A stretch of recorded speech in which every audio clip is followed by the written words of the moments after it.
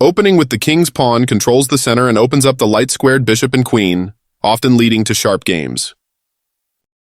In the Caro-Kann defense, c6 supports a quick d7-d5 pawn push to control the center and challenge the e4 pawn. d4 grabs control of the center and attacks the e5 and c5 squares.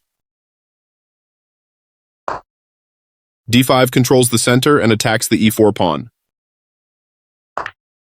E takes d5 opens up the center.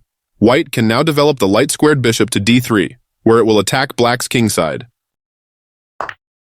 C takes d5 recaptures the pawn on d5 and leaves the c6 square open for the knight to develop. Knight f3 develops the knight toward the center, defends the d4 pawn and controls the squares e5 and g5.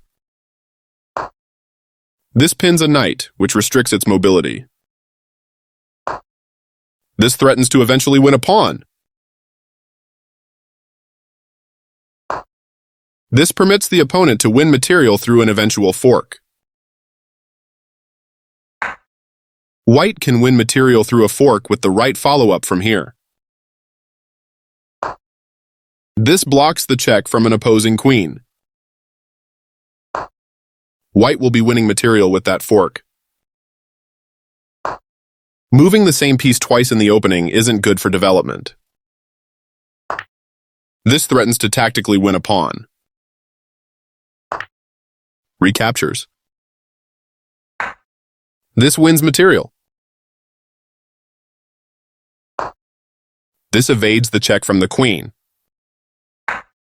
Out comes the bishop and into the battle. This kicks the checking bishop away with a pawn. This is the only good move. This permits the opponent to force eventual checkmate. This forces an eventual checkmate. This blocks the check from an opposing bishop. And the game is over.